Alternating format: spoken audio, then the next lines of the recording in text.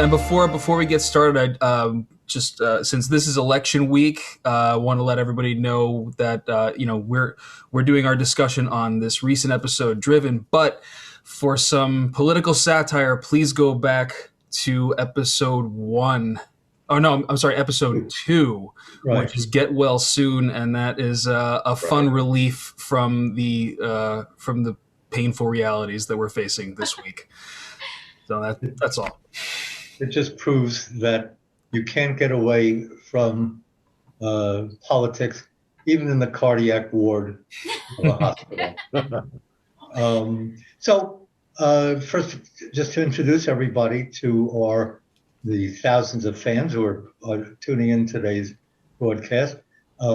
We have our actors, Megan Simard and Steve Mecca.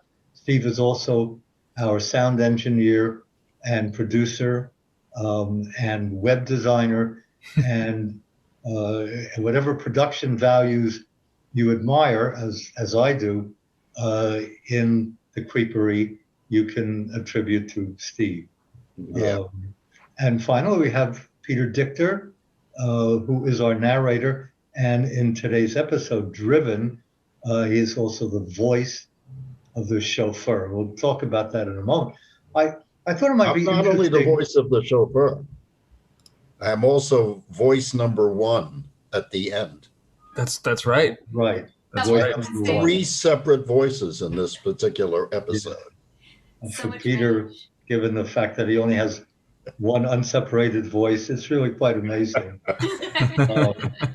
The beauties of electronic. We're here with some actors who don't think of having 50 voices, all of them completely distinct. So we're going to talk about narration. I think it will be very interesting to our fans. Just a word or two. I'd like to talk about how these plays were inspired or created. In this case, it's very simple. And again, I don't want to give the play away, although I assume most of the people who visit these postmortems have seen the play.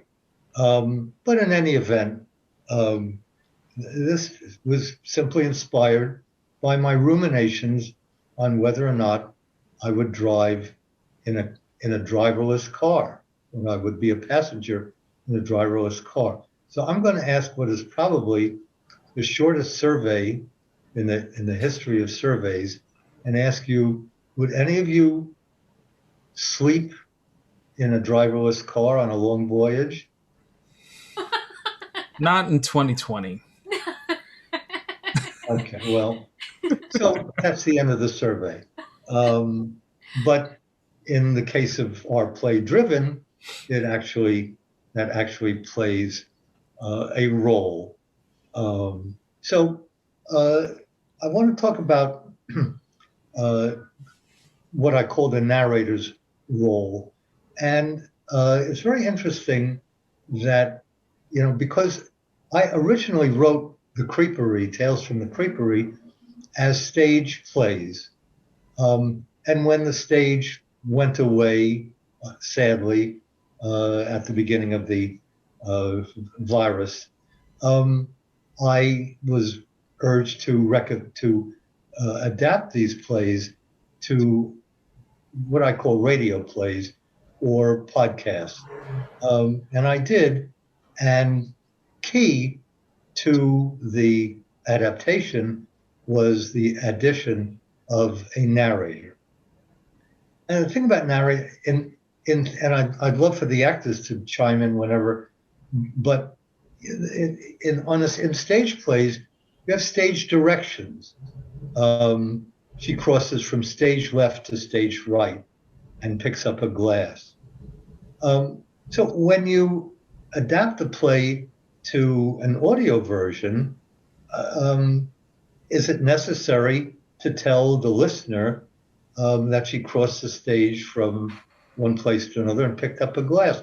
Because if it isn't, then it is for the listener to fill in out of his or her own imagination. Are you firing me? No, Is this a subtle way of I'm about to say narrator? I'm about to say some nice things about you, but that is subject to good conduct during this. And now I have to tell everybody that Peter is my oldest friend in life. We And go David. back to I think it's the War of the Roses, or maybe the 30 Years' War. And we've been making each other laugh at each other's expense for decades. We also are members of a Bible Torah study group, in which we're constantly disrupting with the most outrageous puns you have ever heard. Yes. But it's Peter's voice that I found so compelling and appropriate for this series of plays that I asked him if he would like to do this, and he did. So again, I'm going to speak to Peter, but chime in from your experience as actors, including perhaps commenting on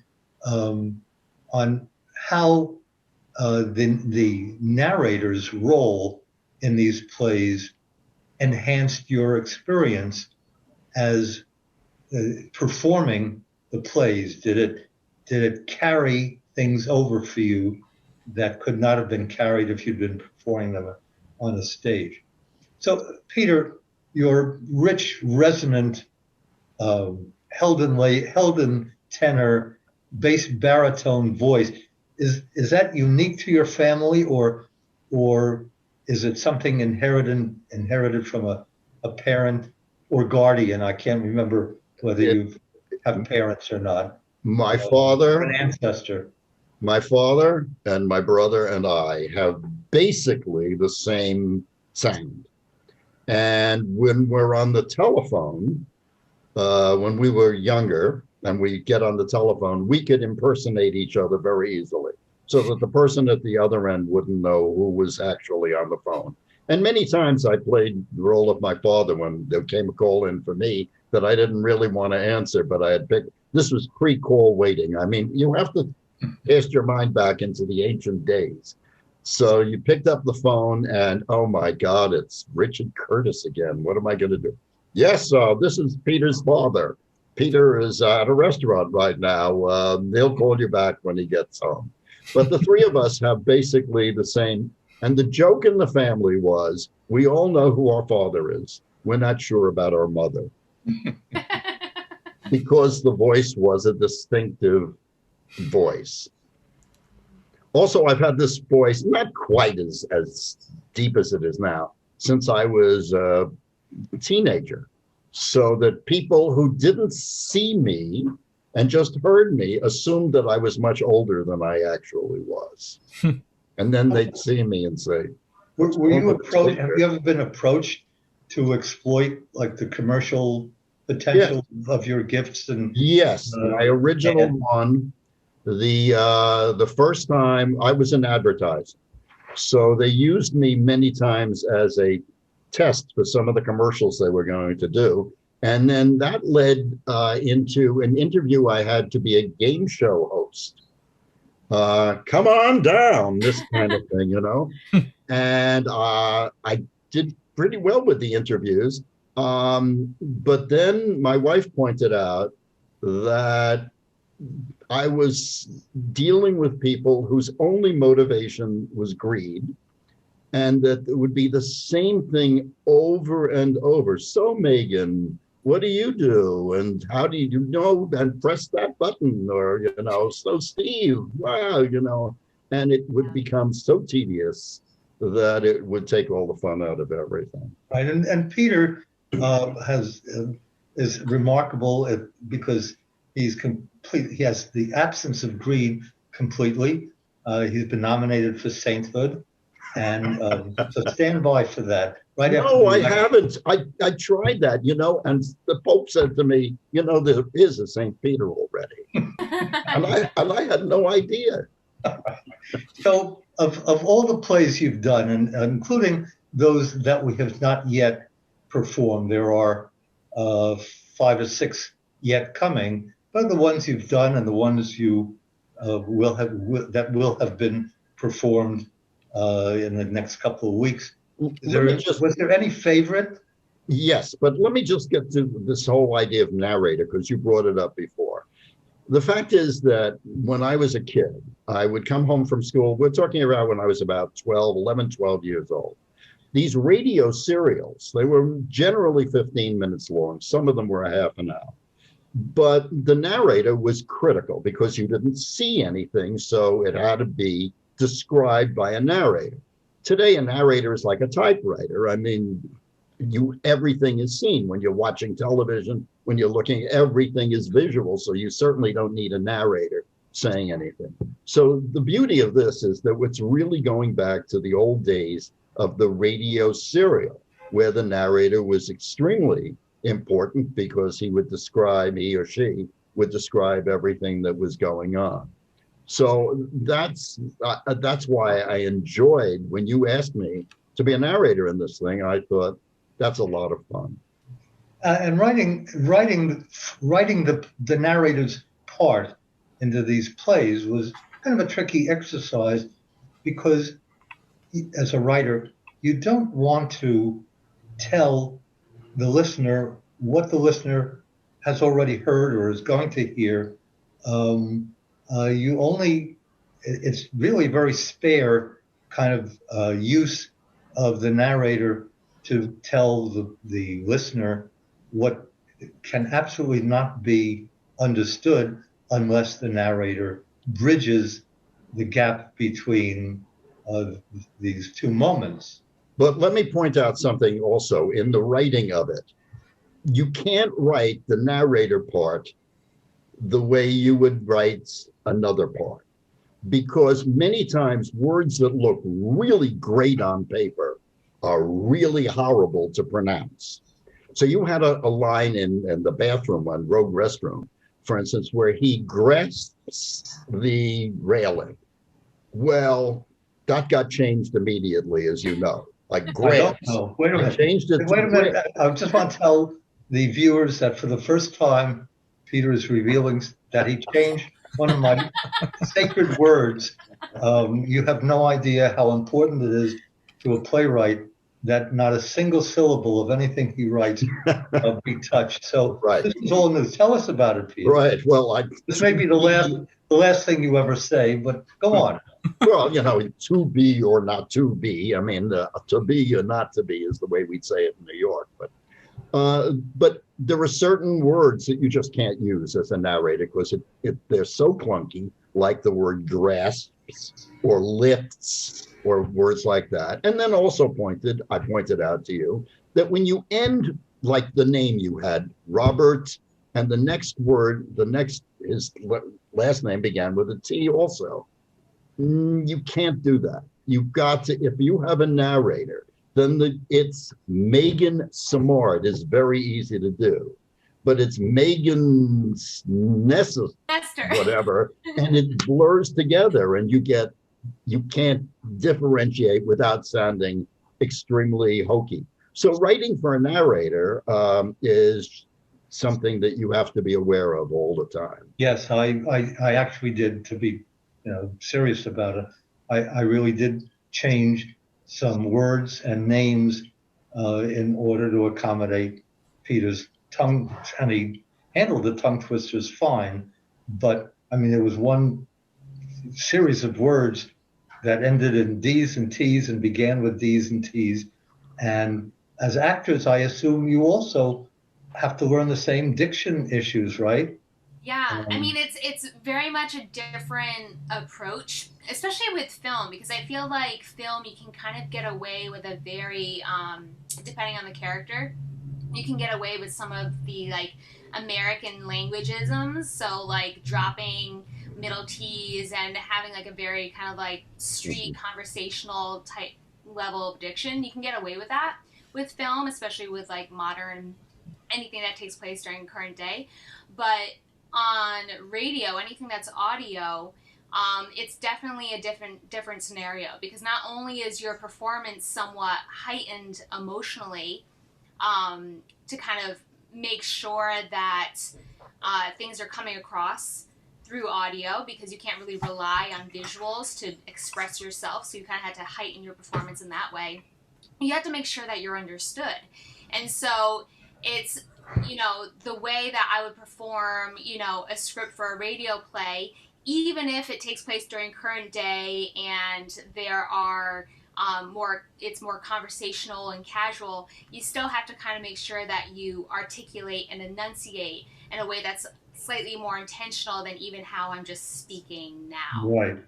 And diction is another issue for playwrights, again, because they want every one of their words to be heard. And of course, if you're a New York actor, you pronounce your T's as D's, and that kind of loses the projection of the word properly. That's why we love British actors, because they are so concerned about their T's. Yeah. So, Peter, we started to ask you about what was the most fun play that you've been The in. one we're doing now is most fun, driven because not only was I the announcer, but then I was the chauffeur and the voice.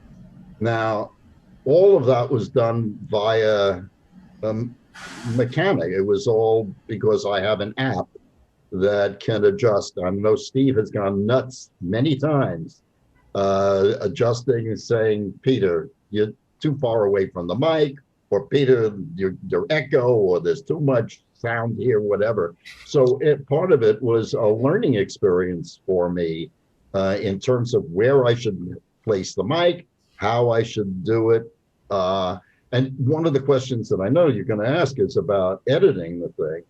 Yeah, I took voiceover lessons, and I wanted to ask the actors about something concerning that, the voiceover, because one of the things, there are major problems that you have as a voiceover that I assume actors have, but I've never been able to discuss it. And that is to, for, and. I found the most difficult of all, because we're so used to saying ta for two and fa for four as part of our general. And I think is the most difficult when the next letter is a consonant, and suddenly, and because you don't want to overkill on the D, because that sounds very artificial and clunky. So do you see, one of the things that I learned is, as an announcer with the script in front of me, I would change the word to, T-O, to the number 2, and the word for to the number 4. You can't mispronounce that. So that always, my 2s and 4s were flawless because I had the numbers in front of me. Now, and I just wanted to know, as actors, Steve, Megan, do you have the same challenges? Yeah, I mean, especially on stage, again, it's kind of that, like, your main goal really is to make sure that the audience understands what you're saying. That's like the whole point, right? If they can't understand what you're saying, then why are you even speaking? And so it sometimes feels counterintuitive to kind of it feels like you're over articulating, but even if it feels odd to you, to the audience, it's clear and concise. And so I think, like, that's always kind of like a technical step that every actor works through as they're working through their material and preparing it and rehearsing it and whatnot. And I've gotten many a note, for sure, where I've, lost track of articulation, and a director's been like, you mumbled that line. And, in my head, I know exactly what I'm saying, but it doesn't always come across. Yeah, and a lot of the time for me, because often I'm usually recording in there, but I'm usually on my own. So I'll do something that I think was great and I think was clear. And as an engineer, it's very hard to separate between being a voice actor, being the editor and engineer, because when I'm sitting at the at the desk and I'm going through all the lines and I'm listening to how it went, there are things that I hear that I go, oh God, I have to do it again. And I go back in there, and I take my wireless keyboard in there so I can control everything. But I guess what it's sometimes what happens is that I'm so concerned about how it sounds that I need a third set of ears, because sometimes I'm listening to tone and I'm listening to levels, and sometimes if I say the wrong word, like, I could listen to it 20 times in a row and I won't know. So that has always been, I think I'm just trying to basically just illustrate the value of a second opinion or a second set of ears. But Is your really director knows, doesn't he?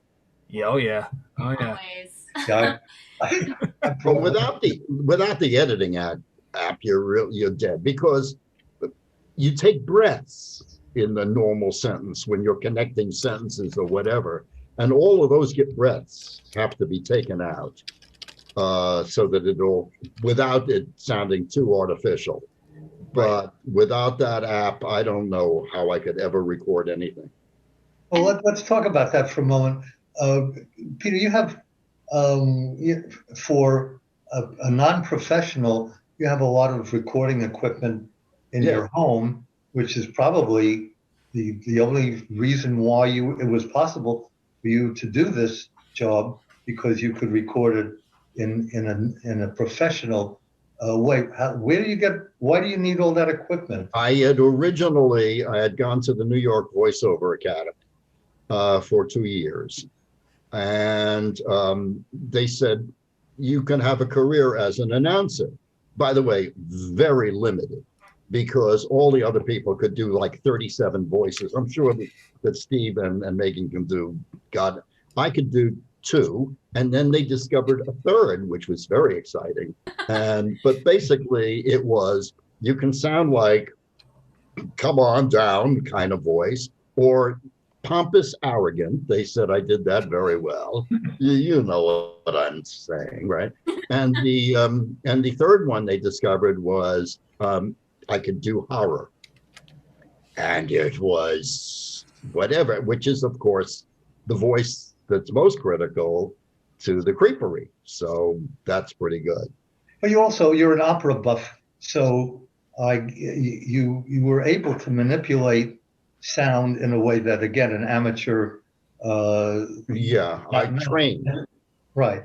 I trained to be a Helden tenor, and what that did was give me a range that I've lost most of my top range, mainly because even though I'm in choruses and all that, nobody wants my top range. They want my low F more than anything else, and that's it. So, good bass baritones are hard to come by. Especially, and I really do have a powerful low F. So that brings me fine for Peter's low F. But let me just tell you one funny story about being voiceover. And that is, there's a voiceover category that actually exists. It's not me making it up, called the Voice of God category. And that was the category in which my voice teacher said, you will fall into this category. And when you go online to look for job possibilities, there are Voice of God possibilities. And my wife said that this concept had gone to my head, and being the voice of God. And she said, you're going to go up to heaven. And St. Peter's going to say to you, God, I'm so glad you're here. God is dying to talk to you. And God will come over to me and say, Peter, I don't sound anything like that. What the hell? So I just thought I'd throw that in. I just have to remind you that Peter is the designated Bible reader when we read the Old Testament in our Torah study class. And Peter actually has the opportunity to be the voice of God. And he is a blank, good voice of God. But I don't want to curse. One thing that I don't do is when we just had Job, for instance, in a study session, and God comes out of the whirlwind and speaks. Oh my God, you can't get a more dramatic moment in all of literature. And I played it down because I felt that nothing is more pompous than, where were you when I created the heavens and the earth? So it really, I made it very conversational. Now, you were also today, you acted, you were the chauffeur and a voice at the end that actually plays an important role in the climax of the play. How'd you like being an actor? Well, I loved the chauffeur role because it called for robotic. And that is something that I have under control. I can be robotic. Unfortunately, even when I'm trying to really act, it comes out robotic. So this was perfect for me. Don't give me any of the, if I had Steve's role, for instance, or Constantine's role, there's no way I could have done it because they actually have to emote and do things and make nuances, and I can't do that. Oh, I would. I mean, you have a lot in it's funny because when I first started to hear, or when I first read through the plays and I saw the narration lines, I was expecting them to be very, very straight, and you put so much personality into it. Thank you. And so, but limited. No, and I was actually going to say that the quality of your voice, when I first, it's so different to like read the material and then hear like the voice, and I think I've said this before, to hear like the voices of the actors and start to play off that and their choices. So, but the quality of your voice helped me so much kind of enter the world of the radio play that we were doing, because sometimes I think if we were doing this on stage, it would have been approached very differently. Yeah. And your voice and just the quality of it really sets the scene for not only the actors, but the audience. It's like the first minute that you hear your voice, all of us in the audience says, oh, this is what I'm in for. Oh, thank you. Yeah, you're the voice of the Creepery. Yeah. Well, pretty much. If you asked me my favorite thing, it was doing the intro to the Creepery and all that. Yeah. But you guys are really, I don't know how you do it. I mean, you really are so good. It's such a pleasure to listen to the two of you when you're doing this. It's just fun. Thank you. Likewise. Thank you. Well, I think that's a good way to end today's Creepery interviews, because Peter has played a stellar role in these performances. And now I think the audience has a better idea of why. One tends to take for granted that, the narrator just tells you what's going on and that's the actors who pull the weight. But you can see that a good narrator can set things up in a way that immediately brings one's imagination onto the stage, as it were. So thank you, Peter. Thank you, Megan. Thank you, Steve. Thank you. And thank you. We'll see you all. Maybe, Peter, you'll come back for another one of these. Sure, but I have nothing else to say. So well, you can. I've gone through all of my repertoire. So you can just be window dressing. Yeah, you can hang out. Goodbye, everybody. Thank you. So long. So long. Stay well. Stay safe, everyone. All right.